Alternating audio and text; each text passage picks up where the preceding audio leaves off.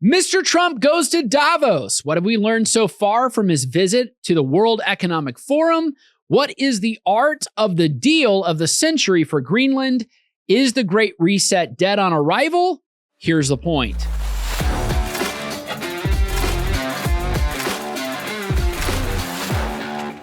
President Trump just returned from the World Economic Forum in Davos, where he announced a framework for what he calls the deal of the century for Greenland and the Arctic Circle. But this wasn't just about rare earth minerals and military bases.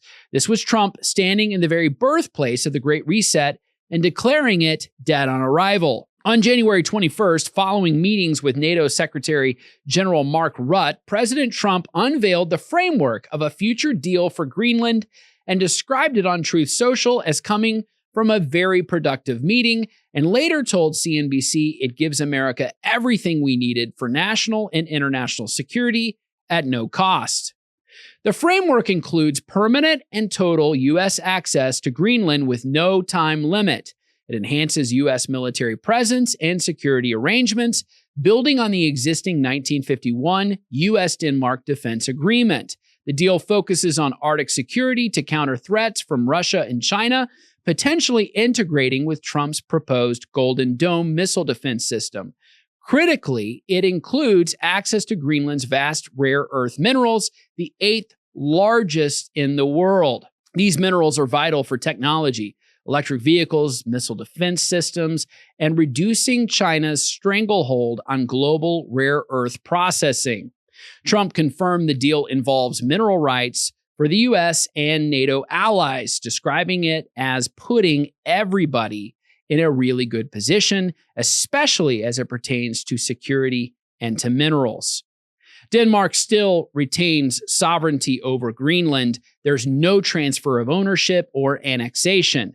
But America has what we needed all along: permanent access, enhanced defense cooperation, and critical mineral rights. In exchange, Trump backed off threats of tariffs on European allies and completely ruled out military force to acquire Greenland, something he never really once considered doing. But Trump's message at Davos went far beyond Greenland. He delivered a stark warning to Europe about the existential threats it faces from within. Trump continued the same message that Vice President J.D. Vance delivered in his Munich speech just last year.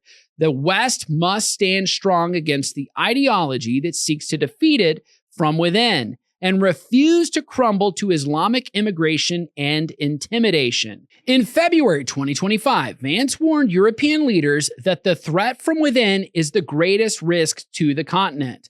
He specifically cautioned that European nuclear arsenals could come under control of Islamists if current demographic and political trends continue. Vance said, "The West does not need to lose its values, culture, or surrender to Islam." Trump echoed this idea at Davos, telling European leaders they must defend their civilization against both external threats and internal decay. Meanwhile, NATO allies are increasingly concerned about their long-standing relationship with the U.S. and the resolve required to end the Russian-Ukraine war.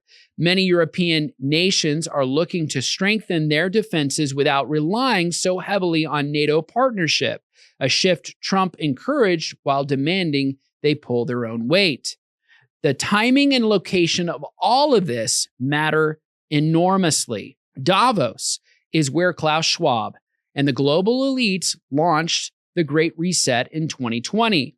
Their vision for a post-COVID world built on stakeholder capitalism, environmental social governance, and unprecedented government control. The World Economic Forum has become synonymous with globalist overreach, ESG, DEI, woke politics, and Western surrender, where unelected elites gather annually to decide the future fate of independent and sovereign nations without any input from the people who actually live there. Trump standing in that very forum and announcing America's reassertion of sovereignty, control over critical resources, and refusal to bow down to globalist ideology was not coincidental. It was intentional. This was Trump declaring that America will not participate in the Great Reset. Instead, America will lead a great awakening of national sovereignty, energy independence, and Western strength. So, how should we think about all of this? First, we must recognize that national sovereignty is not opposed to Christian faith. It's essential to it. God established nations with borders and identities. We see this in Acts chapter 17, verse 26. He appointed the time for each and for all. The globalist vision of erasing national distinction and submitting to unelected international bodies is fundamentally at odds with biblical order. Trump's defense of American sovereignty and his call for European nations to defend their own is not nationalism run amok. It's nations operating as God designed. Second, Europe's crisis is a warning to America. When nations abandon their Christian heritage, reject the gospel, and replace it with secular pluralism or with mass Islamic immigration without cultural or political assimilation, civilizational collapse is inevitable. Vance was right. The threat from within is greater than any external enemy. Europe is learning this the hard way. America must not repeat their mistake. Third, access to critical minerals and Arctic security are not merely economic or military issues. They're a moral imperative. China's control over rare earth minerals gives them leverage over all Western defense and technology. Russia's Arctic expansion threatens freedom. Securing Greenland's resources ensures America can defend liberty for the West without dependence on adversaries. This is shrewd political maneuvering for the protection of all free people. Finally, this framework represents a turning point, but only if European nations have the courage to implement it.